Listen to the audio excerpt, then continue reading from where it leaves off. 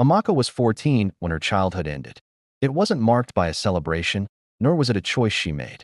It arrived with a simple knock on the door and the deep, rumbling sound of men clearing their throats in her father's sitting room. She was outside, under the hot sun, pounding cassava. Her wrapper was dusty from the work, her hands coated white with Gary flour, and her heart felt light, filled only with simple thoughts of what tomorrow might bring. She couldn't have known that her tomorrow had already been sold. The sun was high in the sky, beating down on the vibrant red earth of their compound. Chickens pecked at stray grains of maize scattered on the ground, and the faint, happy sounds of children laughing drifted through the air from the neighborhood. From the stream nearby, she could hear a group of girls splashing and singing, their voices echoing off the tall, swaying palm trees. A part of Amaka longed to drop her work and run to join them, but her mother's call pulled her back, grounding her to a world she would soon learn held no space for the carefree joys of childhood. Her mother's voice had a strange edge to it, a tension that Amaka had never heard before. She wiped her hands on her wrapper and walked towards the house, the dust puffing up around her bare feet. The doorway to the sitting room was like a portal, stepping from the bright, familiar sunlight into a dim, heavy silence. The man who would become her husband was there. He was old enough to be her father, maybe even her grandfather. His presence seemed to suck the air out of the room, filling it like a heavy shadow. His eyes were steady, calculating, as they moved over her, as if he were measuring her worth in grains of sand, or perhaps in bags of rice. His name was Chief Obina. He was a man of importance in the village, known for his big compound, his deep pockets, and a first wife who had already given him 4 children, all of whom called him daddy. He was also a man of expectations, and those expectations were simple: obedience, silence, and gratitude. He wasn't just visiting, he was shopping, and Amaka was the prize he had come to claim. She stood there, frozen, the smell of cassava flour and sweat clinging to her skin. She looked from the chief's impassive face to her father's. Her father called it a blessing. "You will not suffer," he said, his gaze fixed on a point on the floor, somewhere far away from her eyes. He couldn't meet her questioning look. His voice was firm, but it lacked the warmth she was used to. It was the voice of a man who had made a difficult decision and was now trying to convince himself, as much as his daughter, that it was the right one. Her mother, on the other hand, couldn't hide her sorrow. "She will eat well," she whispered, the words barely audible. Tears slid silently down her cheeks, like quiet raindrops falling on hard, dry clay walls. They were tears of resignation, of a mother's heartbreak for a future she couldn't change. Amaka saw those tears and understood. This wasn't a blessing. It was a transaction, a trade. Her youth for security, her dreams for a full belly. In that small, dark room, surrounded by the scent of dust and the unspoken words hanging in the air, Amaka's world tilted on its axis. The laughter from outside, the songs from the stream, they all faded into a distant echo of a life that was no longer hers. The girl who was pounding cassava just moments before, dreaming of tomorrow, was gone. In her place stood a bride-to-be, a 14-year-old girl whose childhood had just been quietly and irrevocably extinguished. She didn't cry. She didn't speak. She just stood there, her hands still smelling of flour, and felt the weight of her new reality settle upon her shoulders like a shroud. This was the true beginning of her story, not the story of a girl, but the story of a wife. Amaka did not understand marriage. She only understood fear. She did not yet understand the shape of a lifetime of sorrow, but she felt the cold edge of it pressing against her chest. She felt small, like a bird trapped in a cage too tight, wings clipped before she had even learned to fly. Her world, once vibrant with the sounds of the village marketplace and the rhythm of pounding cassava, was shrinking. Every day felt like a countdown to an unknown, dreaded future. She was a silent observer in the story of her own life, a character whose lines were written by others. The air she breathed felt heavy, thick with unspoken anxieties and the weight of tradition she was too young to bear. Her best friend, Chidinma, had once asked her why she spent so many hours pounding cassava alone. Amaka had shrugged and laughed, a hollow sound that didn't quite reach her eyes. She hadn't known then that in just a few weeks, she would leave the compound for a life where laughter was forbidden. Chidinma, with her bright eyes and easy smile, represented a life that was slipping through Amaka's fingers. They used to chase butterflies in the fields, their giggles echoing through the tall grasses. They shared secrets whispered under the moonlight, dreams of a future they would create for themselves. But now, a chasm was opening between them, one that Amaka couldn't explain. How could she tell Chidinma that her own dreams were being erased? How could she admit that the future was no longer a canvas for her hopes, but a cage she was being forced into? So she just pounded the cassava, the rhythmic thud of the pestle a substitute for the words she couldn't say, each strike a silent scream against her fate. The elders of the village often gathered under the irako tree near the marketplace, their voices a low murmur that decided the fates of many. They discussed marriages, wealth, and lineage, their words weaving the fabric of their community.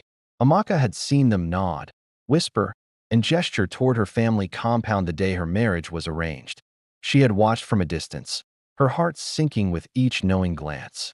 She had seen her father's shoulders tense, the proud man suddenly looking burdened. She had seen her mother's hands tremble as she went about her chores, her usual grace replaced by a nervous flutter.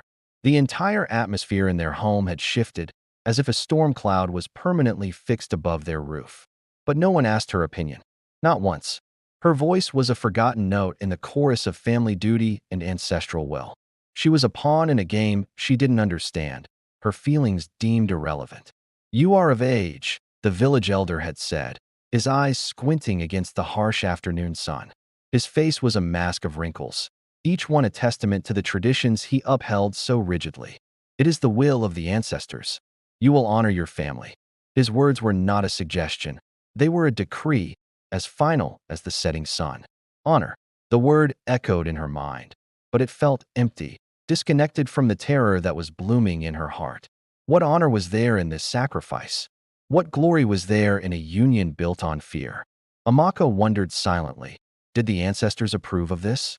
Did they approve of the suffocating fear in a young girl's heart? Or were their names simply used as a shield, a justification for customs that had long lost their meaning and their compassion? As the days dwindled, the preparations for her departure began.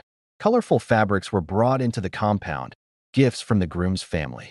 The scent of special oils and herbs filled the air. Her mother and aunts would dress her, their hands gentle, but their eyes filled with a pity that made Amaka feel even smaller. They spoke in hushed tones about her new life, about the duties of a wife, about the importance of being obedient and silent. Every word was another bar on her cage. She would be sent to a man she had never met, to a family she did not know, in a village far from the only home she had ever known. The man was said to be wealthy, much older, a man of influence. To the village, it was a good match, a strategic alliance that would benefit her family. To Amaka, he was a faceless monster, the keeper of her new prison. She started to notice the little things she would miss. The way the morning light filtered through the leaves of the mango tree outside her window. The taste of her mother's soup, seasoned with a love she had always taken for granted. The familiar call of the hornbill in the early evening. These small, everyday moments now felt precious, like jewels she was being forced to leave behind. She tried to burn them into her memory, to hold on to them as talismans against the encroaching darkness. Her life was being neatly divided into a before and an after, and she was standing on the terrifying precipice of the after, looking back at a before that was already starting to feel like a distant dream. The night before she was to leave, Chidinma crept into her hut. She didn't speak, just sat beside Amaka on the mat and took her hand. Her friend's presence was a small comfort, a fleeting reminder of who she used to be. They sat in silence for a long time, the sounds of the night insects filling the space between them. "Be strong, Amaka," Chidinma finally whispered, her voice thick with emotion. "Do not let them break you." Amaka could only nod, a lump forming in her throat, preventing any words from escaping. How could she not break when she already felt shattered into a million pieces? How could she be strong when every ounce of her being screamed to run away? The journey was a blur of dust and unfamiliar landscapes. She sat in the back of a cart, veiled and silent, her new life hurtling towards her with every turn of the wheels. The world outside the veil was a smudge of green and brown, as indistinct as her future. When they finally arrived, she was led into a large compound, much grander than her own, but cold and imposing. Her husband, A man whose face was etched with a permanent scowl barely glanced at her. His eyes were cold, dismissive. He was not a person, he was an owner. She was not a wife, she was a possession. The first weeks were a lesson in invisibility. She learned to move silently through the house, to keep her eyes downcast, to speak only when spoken to, which was rare. Laughter was indeed forbidden here. The compound was ruled by a heavy, oppressive silence, broken only by the sharp commands of her husband or the critical murmurs of his other wives. They saw her not as a sister, but as a rival, another mouth to feed, another body to compete for the master's favor. Amaka's days were filled with endless chores, her hands raw from scrubbing and cooking. Her spirit, once so vibrant, began to wither. The bird in the cage had stopped trying to beat its wings against the bars. It was learning to forget the sky. But sometimes, in the dead of night, when the compound was asleep, Amaka would allow herself to remember. She would remember the warmth of Chidinma's hand, the scent of her mother's cooking, the sound of her own laughter. These memories were both a comfort and a torture. They were a reminder of a life that was stolen from her. But they were also a flicker of light in the overwhelming darkness. She remembered her father's tense shoulders and her mother's trembling hands. They had not been cruel.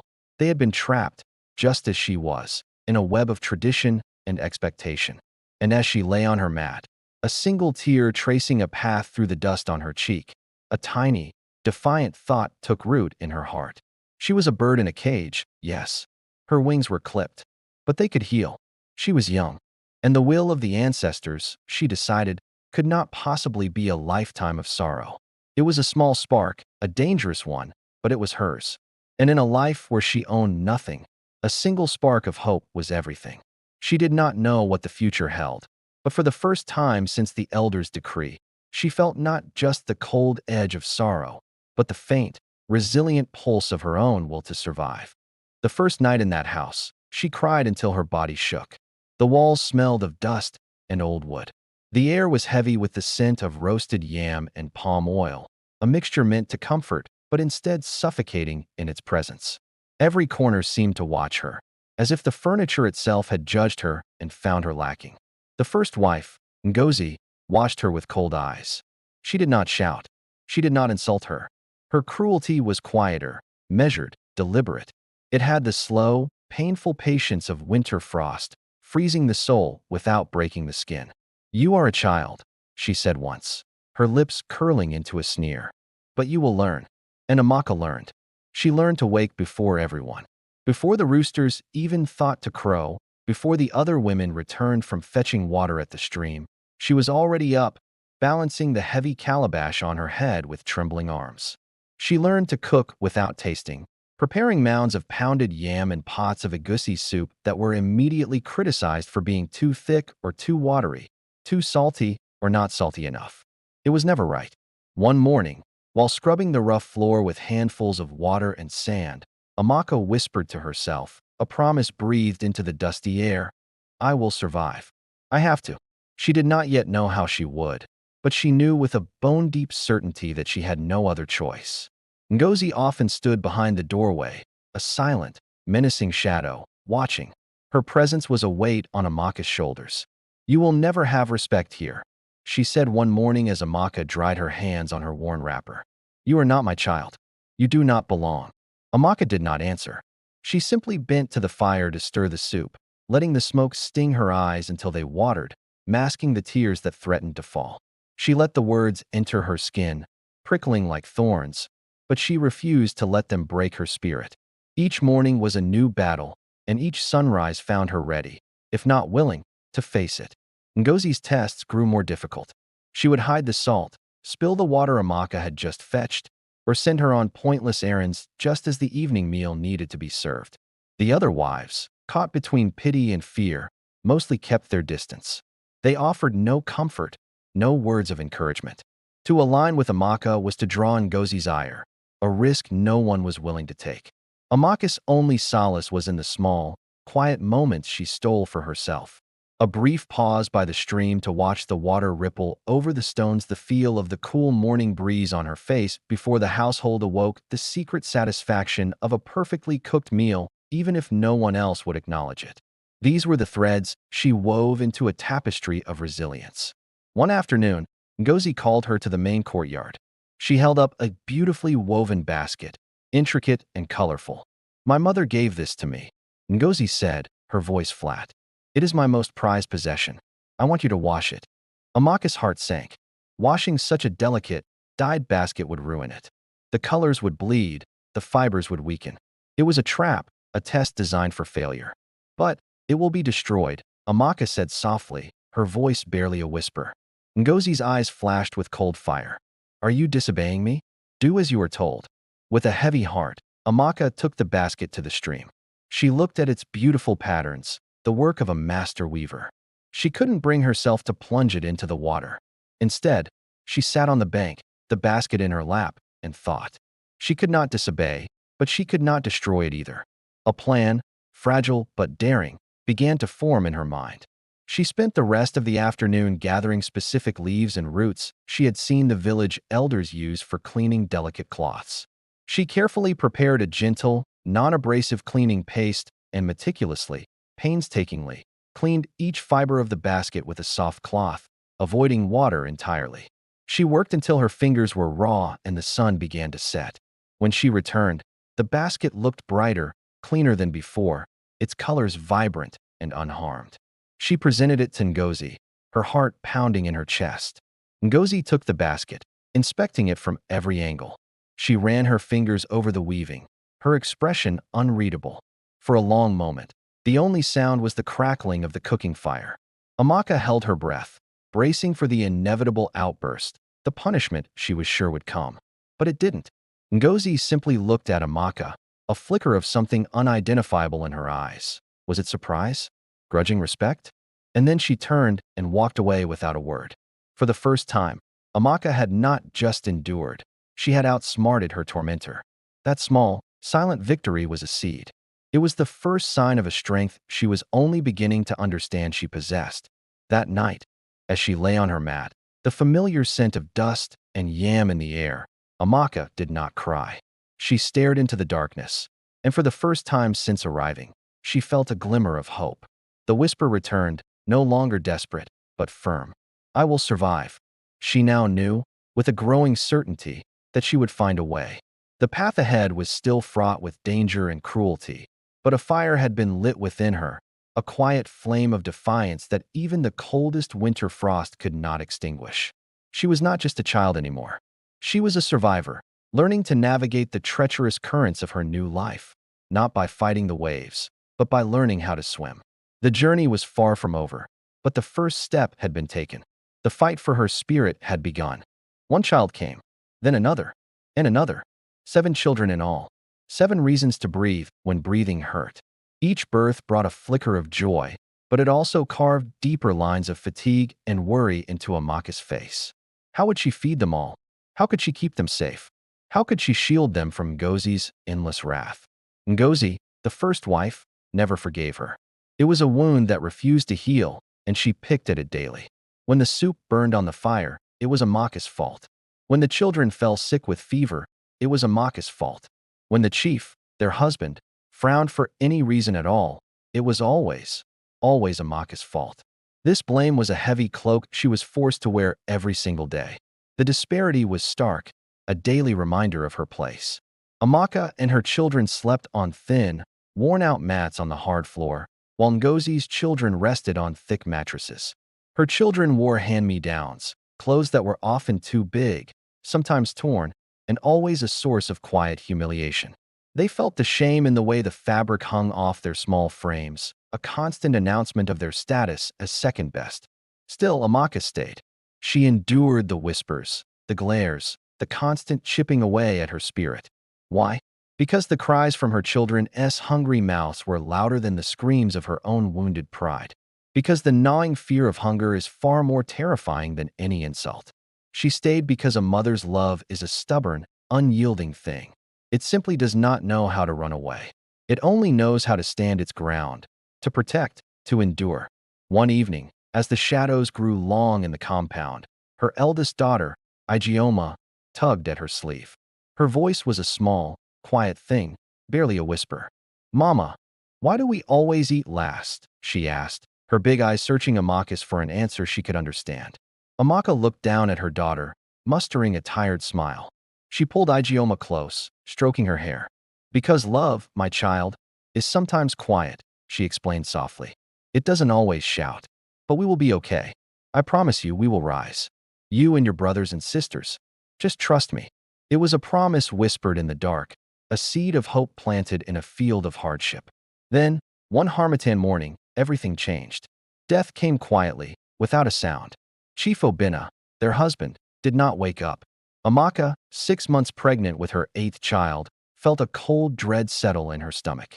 The sun rose just as it always did, casting pale light into the compound. It illuminated the dust motes dancing in the air, like tiny, indifferent spirits witnessing the world fall apart. Before the chief's body was even cold, the relatives arrived. Their voices were not filled with grief, but with greed. They descended upon the compound, their voices raised, already bargaining over possessions, over land, over yams in the barn. It was as if a human life, the man who had been the center of their world, had become invisible, overshadowed by the value of his belongings. And in the midst of this chaos, Ngozi changed. Or perhaps, the cruelty that was always simmering beneath the surface finally boiled over, sharpened by this new, sudden opportunity. She turned to Amaka, her eyes gleaming with a triumphant, venomous light. "This house is not yours," she spat, the words like poison darts. "Your children are not my problem. Take them and go." The words hung in the air, heavy and final. Go where? Amaka's mind raced. She thought of the bustling market, of the neighbors who would whisper and stare, their pity as sharp as scorn. She pictured the dusty, endless paths leading out of the village, paths that led to nowhere she knew. The world outside the familiar walls of the compound suddenly seemed vast and terrifying, a wilderness without a guide, without a single friendly face to turn to. With 7 children at her side and another one growing inside her, where on earth could she possibly go? That night, Amaka sat on the floor, her back pressed hard against the wall.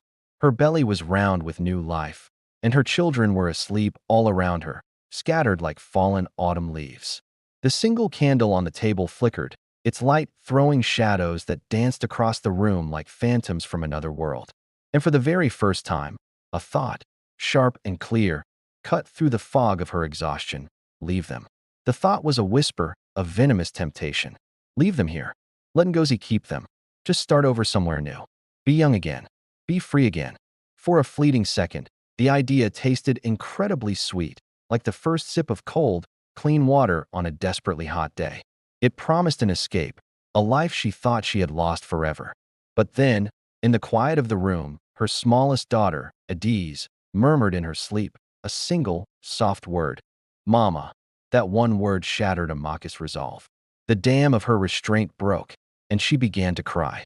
Not just a few tears, but deep, soul-wrenching sobs that shook her entire body.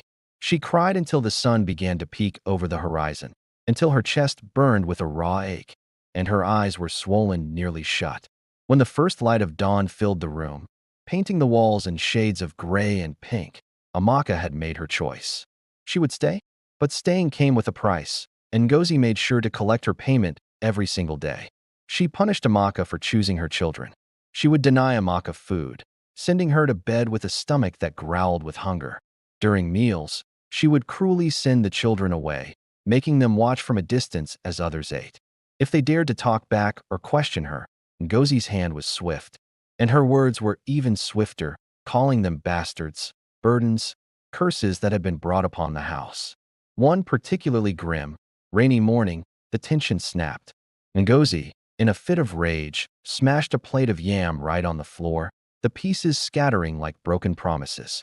She screamed at Amaka, accusing her of spoiling the children with nonsense and filling their heads with useless dreams. Amaka simply bowed her head, her spirit feeling as heavy as the storm clouds outside. Without a word of protest, she knelt down and began to silently collect the sharp pieces of the broken plate, her lips moving in quiet, desperate prayers. It was the only defense she had left. A few months later, Amaka gave birth to her last child, a beautiful baby boy. She held him close, feeling a surge of protective love so fierce it almost frightened her. She named him Ease, which means king. When Ngozi heard the name, she let out a cruel, mocking laugh. A king? She sneered, her voice dripping with contempt. A king born in shame, into a house of beggars. Amaka flinched at the words but held her son even tighter, her chin lifting in defiance. She whispered into his tiny ear, a promise and a prophecy all in one. "If he is a king," she murmured, her voice filled with a strength she didn't know she possessed, "then one day, suffering itself will bow before him." She knew, deep in her bones, that this child, born into hardship, was destined not for shame, but for greatness. Her little king would rise above the ashes of their pain, and she would be there to make sure of it. Years slipped by, each one carving deeper lines into Amaka's face and bending her back closer to the earth. Her body aged faster than time itself, her hands hardening into calloused maps of her labor, her youthful beauty fading into a mask of pure exhaustion. Yet, through it all, she never stopped. She couldn't. In the village, the mornings always began the same way, with the crowing of roosters and the rich, earthy smell of burning firewood mixing with the dew-soaked ground. Amaka was always up before the sun, her swollen joints groaning in protest after years of relentless work. But her heart, a stubborn, resilient muscle, pulled her forward into the day's tasks. Her first chore was always the well. She would walk the familiar path, balancing heavy calabashes on her head, the old rope marks still etched into her thin shoulders. Along the way, other village women, starting their own routines, would greet her with quiet, knowing nods. They all understood the language of survival. After fetching the water, she'd head out to the dusty roads to sell firewood. Her arms and legs, caked in the red soil of the earth, a testament to her struggle. Customers were often harsh. They'd haggle over a few coins, some even calling her old or weak, trying to break her spirit to get a better price. But Amaka would simply smile. Her mind wasn't there with them. It was already back at home, calculating the children's needs for the day. Her smile was her shield. From selling firewood, she would rush to the river to wash clothes for others. The water was biting cold, especially during the harmattan mornings. The riverbank was often a bustling hub of activity, crowded with other women scrubbing garments against the rocks, their voices rising and falling as they exchanged village news. Amaka worked quietly, her focus absolute. Then there was the hawking. She would sell akara, fried bean cakes, sometimes even in the pouring rain. An umbrella was a luxury she couldn't dream of, so the cold rain would soak her through to the bone. She never complained. Sometimes, the children would trail behind her, Ijeoma, the eldest, holding her youngest brother's hand tightly. They'd help carry the tray of fried balls, their small hands doing their best to steady the load. "Mama, one person bought 2 yesterday," Ijeoma would whisper, her young face glowing with pride. And Amaka, through the dripping rain, would smile and whisper back, "Yes, my child. Tomorrow, we will sell 10. Her children were her everything, her constant worry and her single-minded purpose. She managed to send them to school with borrowed books, uniforms patched so many times they were more thread than cloth, and shoes with holes carefully mended with scraps. The school fees were a mountain she had to climb every term, and there were nights she stayed awake until dawn, mending their uniforms by the faint light of a kerosene lamp or crafting school supplies from whatever scraps she could find. "Education is your only escape," she would tell them, her eyes heavy with fatigue but burning with a steady, unwavering fire. "I have no inheritance to give you, no land, no wealth. All I have to give is the lesson of endurance." And they saw it. They watched their mother bleed silently for them, day in and day out.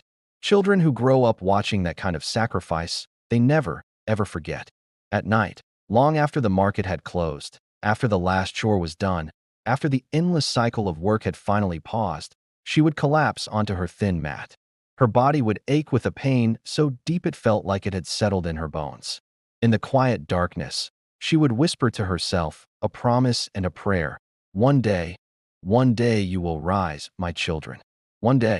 Sometimes, the gentle night wind would carry the distant sound of drums from a nearby festival, a faint reminder that somewhere out there, the world was still celebrating. That joy still existed, even if it wasn't for her, not tonight. She remembered the last harvest festival she'd truly seen, just before her youngest was born. Children had danced in vibrant, colorful wrappers. Women had sung songs of harvest and life, and men had beaten the drums while the elders recited proverbs about courage and endurance. Amaka had watched from a distance, clutching her newborn baby close. She had whispered to him then, "You will dance one day, my son. You will not be trapped in this shadow of suffering." Each day was a battle against exhaustion, against the gnawing pangs of hunger, against the quiet humiliation of poverty. Yet, she persisted. She fought on. She allowed herself no rest, no moment of respite, except for those brief, stolen seconds at the well, watching the sun rise over the horizon. In those quiet moments, she would breathe, and she would dare to imagine a different future. A future where her children no longer knew the cold, sharp sting of neglect. A future where they would stand tall, their backs straight, their spirits unbroken. A future she was building for them, one painful, sacrificial day at a time. And so, one by one, they began to rise. Like shoots of yam vines reaching for the sun after a long, hard rain, Amaka's children started to find their own light. Her years of silent sacrifice were no longer invisible. They were blossoming into tangible success, right before the village's eyes. It started with her first daughter. She became a nurse, her hands moving with a gentle skill that was a perfect mirror of the care she had witnessed in her mother's every touch. She healed others with the same tenderness Amaka had used to mend their torn clothes and soothe their fevers. She was a testament to a love that nurtured, even when there was nothing left to give. Then came the second daughter. She chose the path of a teacher. Her classroom was filled with the same patient kindness and unwavering fire that had kept Amaka going through all those years of hardship. She saw a flicker of her mother in every struggling student, and she fanned that flicker into a flame, knowing that education was the torch Amaka had fought so hard to keep lit for them. She wasn't just teaching subjects. She was teaching endurance. She was teaching hope. The boys, too, found their footing. They started with trades, their hands becoming skilled, their minds sharp. They didn't stop there. They pursued degrees, mastering fields that allowed them to stand tall, proud, and finally, independent. They were building a new foundation for their family, one brick of knowledge and skill at a time. And then there was Ease, the child born in grief, the one who came into the world when Amaka's heart was at its most broken. He grew into a lawyer. His voice in the courtroom was eloquent and just, but beneath the powerful words was the quiet, unbreakable strength of the mother who had raised him. He fought for others with the same fierce protectiveness she had shown for her children. The village, which had once whispered in pity, now watched in awe. The whispers changed. "Did you see?" One neighbor would murmur to another. "Did you see how the children of Amaka have grown? It's unbelievable." Another would nod, their eyes wide with respect. She carried so much suffering for them. And look now, they honor her with their very lives. The narrative had shifted. Amaka was no longer just the widow who struggled. She was the mother of giants. But how did they do it? How did they rise from such humble, painful beginnings? It was because they never, ever forgot. They never forgot the small, powerful lessons their mother had woven into the fabric of their childhood. They remembered the nights when the darkness felt overwhelming, but her voice would cut through it, a whisper of encouragement, a promise of dawn. "Hold on, my child, just a little longer." They remembered the stories she told them, tales of their ancestors, filled with proverbs that became their guiding principles. "Engwa, my children," she would say, her voice soft but firm. "A person who endures hardship is like the palm tree. Though storms bend it, it does not break." That image of the resilient palm tree was etched into their minds. It became their symbol of strength. When life tried to knock them down, they remembered their mother's words, and they bent, but they never broke. They carried the memories of the patched uniforms, a constant reminder of making do, of dignity in poverty. They remembered the lunches split into impossibly tiny portions, a lesson in sharing and sacrifice. They remembered the sound of her whispered prayers filling the small hut at night, a shield of faith around them. And most of all, they remembered her gentle but firm insistence that they study, study, study, even as she worked her own body to the point of pure exhaustion. Their schoolbooks were paid for with her sweat and her sleepless nights. Every page they turned was a testament to her labor. One evening, the past and present finally met. The sun was setting, casting long, golden shadows across the compound. Amaka was sitting outside, her hands busy as always, mending her daughter's school uniform. The movement was so familiar, so ingrained in her being. Ease, now a man of law and letters, approached her. He stood there for a moment, just watching her, a wave of memories washing over him. "Mama," he said, and his voice, usually so steady and confident, trembled slightly. "Do you remember? Do you remember the night we slept with empty stomachs because Ngozi had taken everything?" A faint, weak smile touched Amaka's lips. The memory was a scar on her heart, one she had tried to forget but never could. It pressed against her chest, a familiar ache. "Yes, my son," she whispered. "I remember. But we survived, didn't we?" Her eyes met his, and in that gaze, years of shared pain and resilience passed between them. "Yes," Ease replied, his voice growing stronger. "We survived." He took a deep breath, the air filling with the promise of a new era. "And now, we can change our story." Those words hung in the air, more powerful than any legal argument he could ever make. This was their closing statement. This was their final verdict.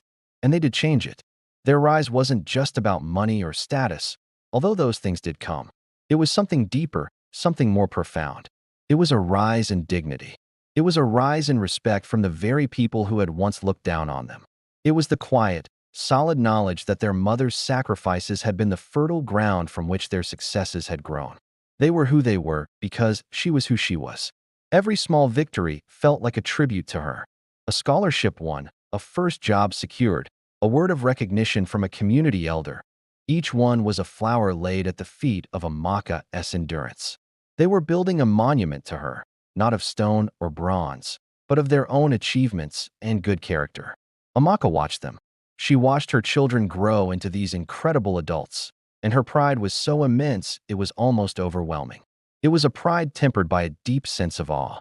How had this happened? How had her children, born of sorrow and struggle, become so bright? And then she would look into their eyes, and she would see it. She would see the same fierce, unyielding spirit of endurance that had guided her, a lonely widow, through decades of unimaginable hardship. The fire she had protected for so long was now a blazing inferno, lighting up the world. Her legacy wasn't just in what she had endured, it was in the strength she had passed on. What an incredible turn of events. Amaka's story shows us that the seeds of sacrifice can bloom into a garden of success for generations to come. It's a testament to a mother's love and the unbreakable spirit of her children. The day they returned for her, Amaka was still by the roadside, selling akara. A tray of freshly fried bean cakes balanced perfectly on her head, her wrapper damp from the morning's heat and the dust kicked up by passing feet. She moved through the early crowd, a familiar figure, her voice calling out her wares. Villagers greeted her, just like any other day, completely unaware that this day would shatter the ordinary. They didn't announce their arrival with grand words. They simply knelt, all 7 of them, right there in the dust of the road. Their fine clothes met the earth without a second thought. "Mama," they said, their voices thick with emotion, trembling and breaking. "We have come to take you home." Amaka laughed. It was a reflex, a shield against disbelief. It had to be a joke, a trick of the sun in her tired eyes. But then she saw it. The car, gleaming and new, a world away from the dust and grime of her life. She saw the clean, pressed clothes her children wore. And more than that, she saw the pride and dignity shining in their eyes as they looked at her. That's when she wept. These weren't soft, gentle tears. They were a deluge, a storm that carried decades of struggle, of heartache, of sacrifice. It was the kind of weeping that scours pain from the deepest corners of the soul, leaving it clean and new. A crowd started to gather, drawn by the raw emotion of the scene. Neighbors whispered among themselves, their eyes wide. Children stopped their play to stare, awestruck by the unfolding drama. Everyone recognized the story playing out before them. The long-suffering mother, who had endured everything imaginable, finally being honored by her children. It was a tale as old as time, a dream every mother held in her heart. Gently, they helped her to her feet.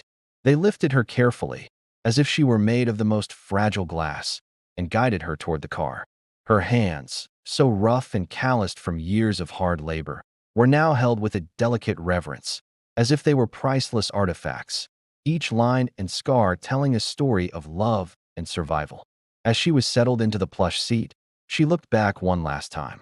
She saw the roadside spot that had been her office, her prison, and her salvation for so many years. She saw the mud, the dust, the ghosts of 1,000 memories, and she whispered to herself a final, quiet declaration: I am finally free. From the doorway of her hut, Ngozi watched, silent. For the first time in her life, she had nothing to say. Her eyes, usually sharp and glinting with cruelty, were now dull with a hollow disbelief. The power she had so enjoyed wielding over Amaka had crumbled to dust, blown away by the undeniable truth of this moment. All that remained were the echoes of Amaka's unwavering, unshakable strength. As the car began to move, pulling away from the past, a new energy filled the air. Amaka's children laughed, their voices light and excited. They pointed out the windows, their words tumbling over each other. Mama, look, that's the path you used to walk to the stream. And there, that's where you sold fish at the big market. Remember how you carried firewood all the way from the forest? Each location, each memory they shared, was no longer a symbol of hardship, but a monument. It was a celebration of her endurance, a testament to her love, and a chronicle of her ultimate triumph. Amaka leaned her head back against the soft seat, the tears still streaming freely down her face, but now they were tears of release, of joy. For so many years, she had carried everything and everyone alone. She had carried her children in her womb and on her back.